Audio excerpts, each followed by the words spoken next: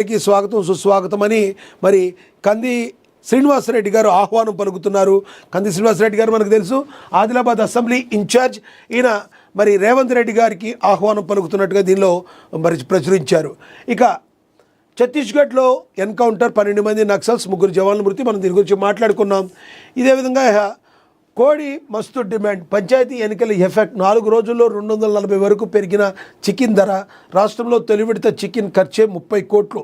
మరి చికెన్ అనేది చాలామందికి నాన్ వెజ్ తినే వాళ్ళందరికీ కూడా మరి కొంచెం అందుబాటులో ఉంటుంది ఎప్పుడు ప్రైజు. కానీ ఆ ప్రైజ్ కూడా కొండకి కూర్చున్నట్టుగా ఇప్పుడు కూడా 200-210 వరకు ఉంది ఈ మధ్యకాలంలో. కానీ మరి 240 వరకు చేరింది. దీనికి కూడా ప్రధాన కారణం లేకపోలేదు. ఎందుకంటే గతంలో కోళ్ళు విపరీతమైన వైరస్ వచ్చి చనిపోయినప్పుడు లక్షల్లో కోట్లలో రూపాయల కూడా పౌల్ట్రీ యాజమాన్యాలు ఎవరైతే ఉంటాయో వాళ్ళందరూ లాస్ పోయిన పరిస్థితి. ఆ లాస్ని మరి కొంచెం సవరించుకుంటానికి అనుకోవచ్చు, లేదంటే కవర్ చేసుకుంటానికి అనుకోవచ్చు, ఏదైనా అనుకోవచ్చు. కానీ అప్పటి నుంచి కూడా చికెన్ రేట్లు అయితే తగ్గలేదు. కానీ మాంస ప్రియులకు మాత్రం ఒక రకంగా చెప్పాలంటే ఇది ఒక కొంచెం గాబరపాటుకు గురి చేస్తూ ఉండదు, అమ్మో 240 పెట్టాలని. కానీ ఒకటి మాత్రం కష్టం, మన తెలంగాణలో అది ఎంత ఉన్నా కూడా మరి మాంస ప్రియులందరూ కూడా తగ్గేదే లేదంటారు. అది మాత్రం మనకు తెలుసు. ఇక నెక్స్ట్,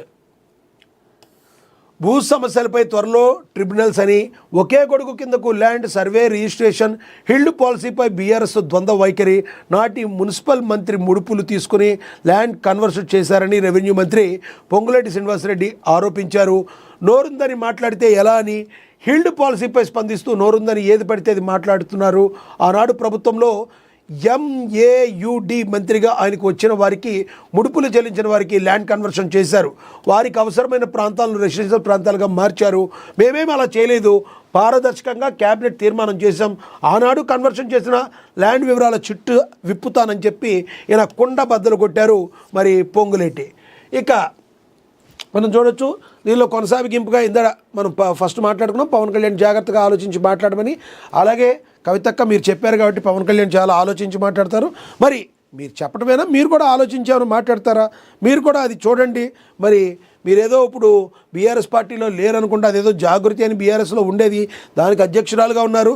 అదే జాగృతి పార్టీ పెట్టి మరి నాన్నగారికి వ్యతిరేకంగా వెళ్ళబోతున్నారని కూడా టాక్ నడుస్తుంది. మరి ఆ రకంగా చూసుకుంటే మీకు డిపాజిట్లు వస్తాయా రావా అనేది కూడా చాలామంది బీఆర్ఎస్ నాయకులు కావచ్చు, తెలంగాణ ప్రజలు కూడా అనుకుంటున్నారు. చూడాలి మరి మీ యొక్క రాజకీయ ప్రస్థానం ఏ విధంగా ఉంటుందో.